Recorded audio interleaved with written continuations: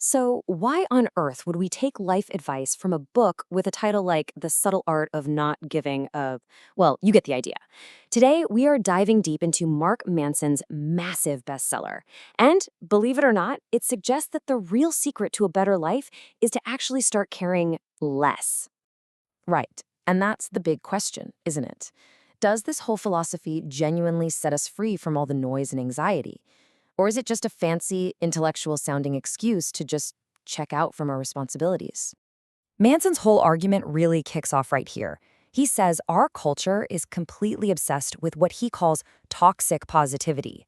This constant pressure to be happy, to be successful, to be amazing all the time, it actually makes us feel worse. Why? Because it's a constant reminder of all the things we think we're not.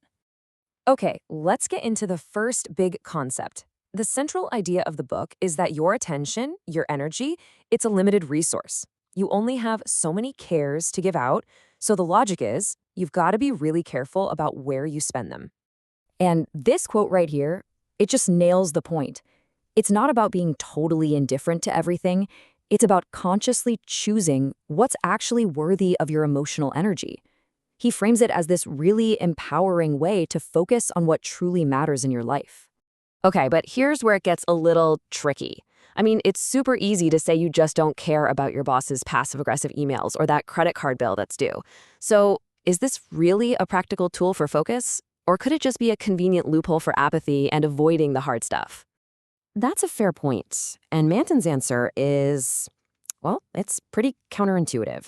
He argues that the goal isn't a life with zero problems. The goal is a life with better problems. Let's unpack what he means by that. So he brings up this idea he calls the backwards law. Basically, the more you desperately chase feeling good, the more it highlights the fact that you don't. It's a paradox. But accepting the negative stuff, the struggle, the pain, the anxiety, that acceptance is in itself a positive experience. So the real takeaway here is that a meaningful life doesn't come from avoiding challenges. It comes from engaging with challenges that you choose. Happiness isn't some treasure you just stumble upon. It's something you build by solving problems you actually care about. I get the logic, I really do. But doesn't this kind of thinking risk encouraging people to just put up with bad situations? Like, if you're in a dead-end job with a horrible boss, should you enjoy solving the problem, or should you just find a new job? Where's the line? Well, he'd say that line is drawn by your values. The quality of your life, he argues, is a direct result of the quality of your values. If you prioritize things like pleasure, always being right, or material success, those lead to what he calls poor problems. But if you shift to values like honesty, curiosity, or humility, you get better, more meaningful problems to solve. I mean, that sounds great on paper, but it feels a little disconnected from reality. First off, who gets to decide what a good value is?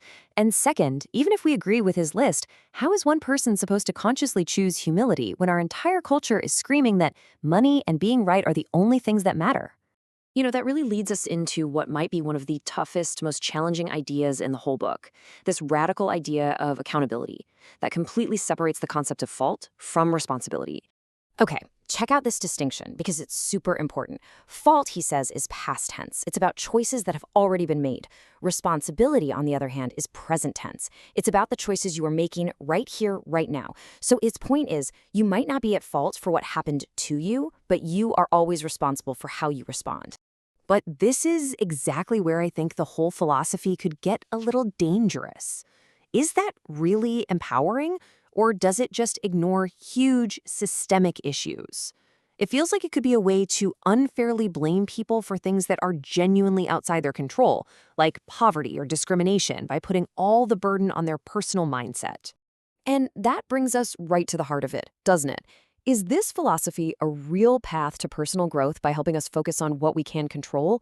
Or is it a really slippery slope into apathy, where not caring just becomes an excuse to stop trying? Well, Manson would definitely argue that it's all about growth. He presents this law of avoidance. The idea is, the more something threatens who we think we are, the more we will run away from it.